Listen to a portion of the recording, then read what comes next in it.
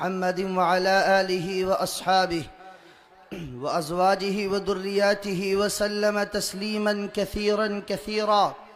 أما بعد، فأعوذ بالله من الشيطان الرجيم. بسم الله الرحمن الرحيم. من عمل صالحا من ذكر أو أنثى وهو مؤمن فلنحيينه حياة طيبة ولنجزينهم أجرهم بأحسن ما كانوا يعملون. صدق الله ومولانا العظيم. وقال رسول الله صلى الله عليه وسلم: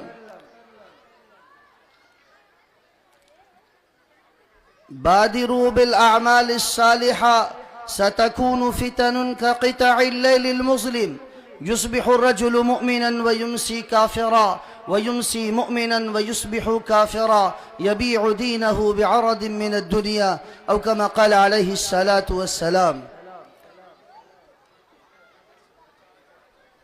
صدر جلسہ حضرت مولانا مفتی عبد الماجد صاحب دامت برکاتہم، معزز علماء کرام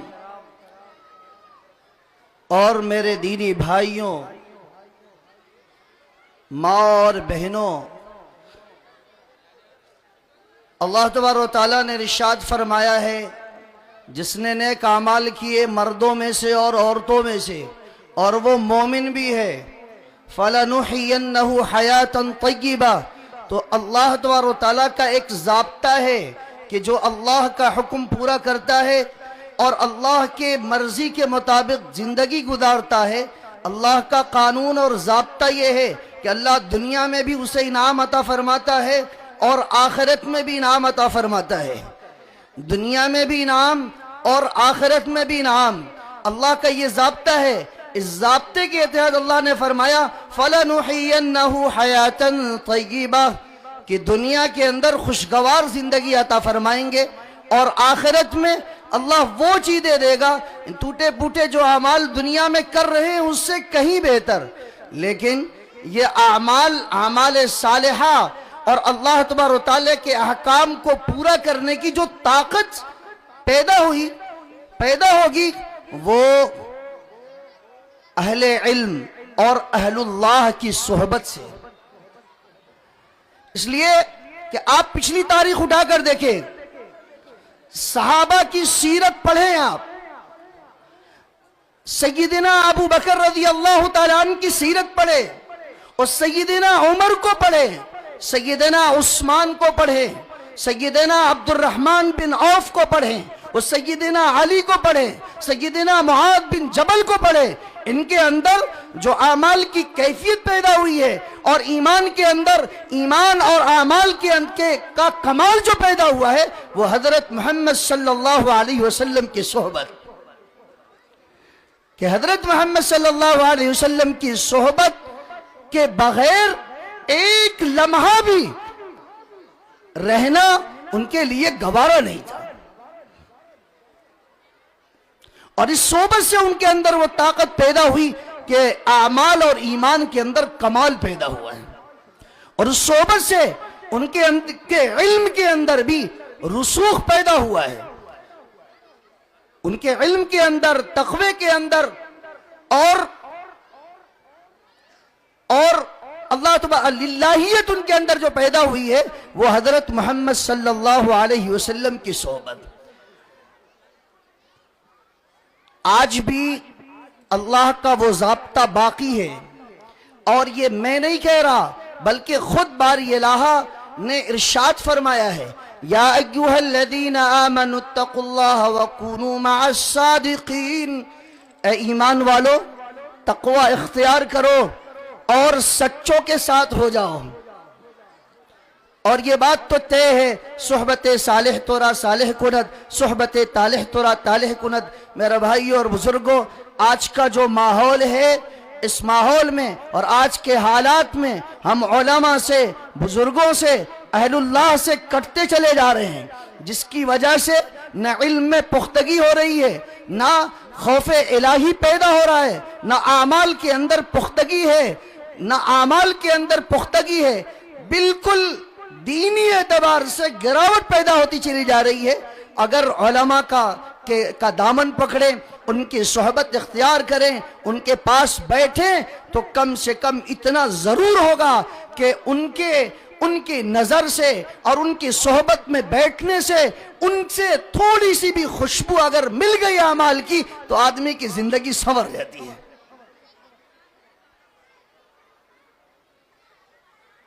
ورنہ بلال کہاں کے تھے؟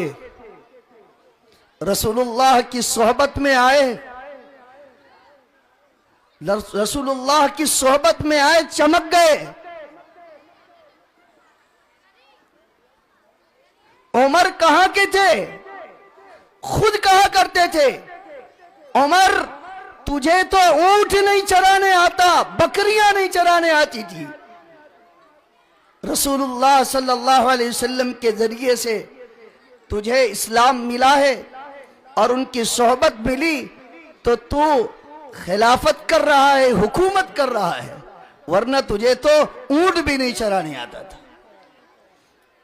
ابو بکر رضی اللہ تعالیٰ عنہ نے صحبت اختیار کی تو صدیق اکبر بن گئے۔ حضرت علی نے اطاعت اور تابعداری کی تو کرم اللہ بچ گئے۔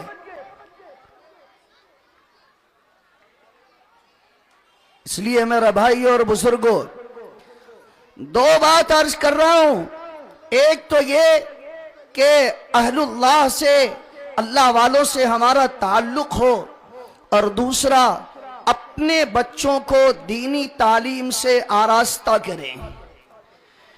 دینی تعلیم سے آراستہ ارتداد کی ایک لہر ہے، ایک فضا بن چکی ہے، عام ہوتا چلا جا رہا ہے ارتداد۔ جو بچے ہمارے دینی تعلیم سے آراستہ نہیں ہیں، ان کو قرآن و سنت کے علم سے آراستہ نہیں کیا ہم نے، ان کو توحید اور رسالت نہیں سکھائی، تو وہ لا دینیت اور لا مذہبیت کا شکار ہو رہے ہیں۔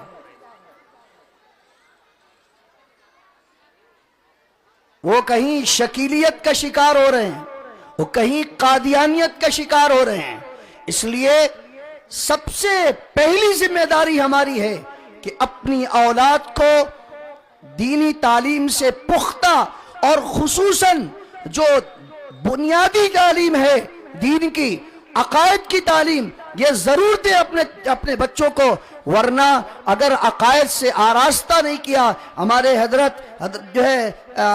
حضرت مولانا عبدالرشید صاحب دعوت برکاتہم نے، شیخ نے کئی مرتبہ میں نے حضرت کے زبان سے بیان کرتے ہوئے خود سنا، حضرت فرما رہے تھے کہ اپنے گھر کے اندر چھوٹے چھوٹے بچوں کو آپ بیٹھا کر توحید اور رسالت سمجھائیں، ان سے بتائیں، خود بیٹھ کر باپ اپنے بچے کو لے، دادا اپنے پوتوں اور پوتیوں کے ساتھ بیٹھے، ان سے کہے دیکھو اللہ ایک ہے، اللہ ایک ہے، دنیا کو اللہ نے بنایا، کائنات کو اللہ نے بنایا، اللہ روزی دینے والا ہے، دنیا کو چلانے والا اللہ ہے، اور حضرت محمد صلی اللہ علیہ وسلم یہ آخری نبی ہیں۔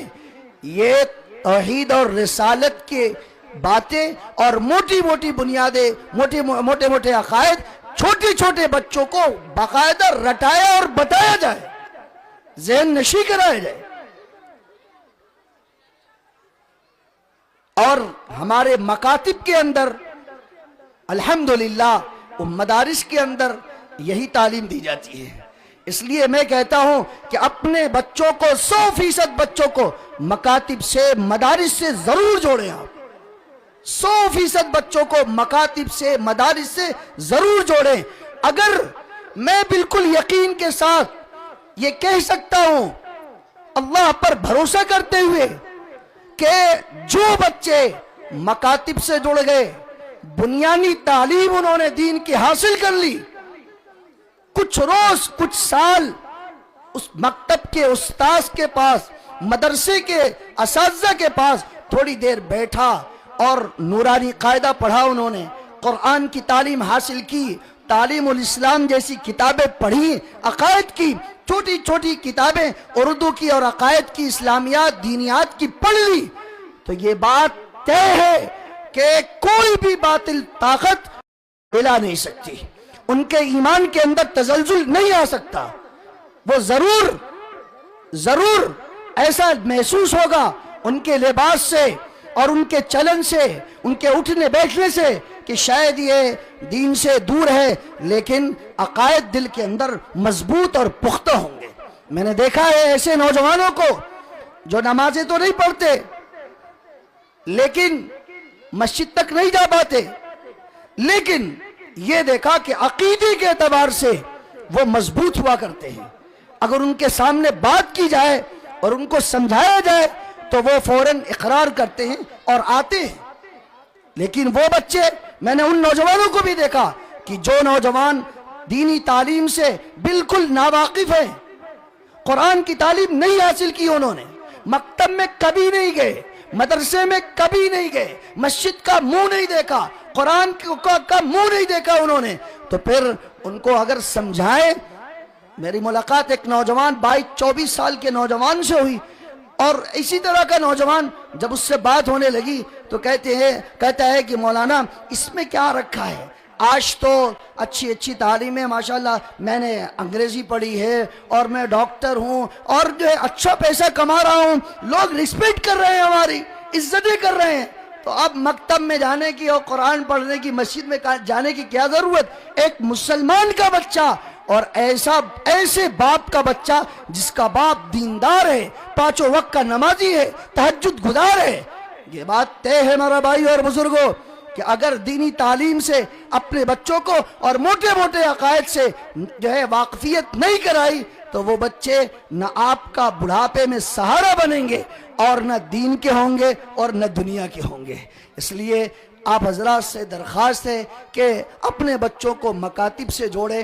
اللہ تبارک و تعالیٰ اس مدرسے کو اور دنیا کے تمام مدارس کو دن دونی رات چوگونی ترقی عطا فرمائے، اور اللہ تبارک و تعالیٰ مدارس کو بد نظروں کی بد نظری سے اور دشمنوں کی دشمنی سے محفوظ فرمائے. اللہ سے دعا کریں اللہ ایمان پر قائم رکھے، ایمان پر خاتمہ نصیب فرمائے. وآخر دعوانا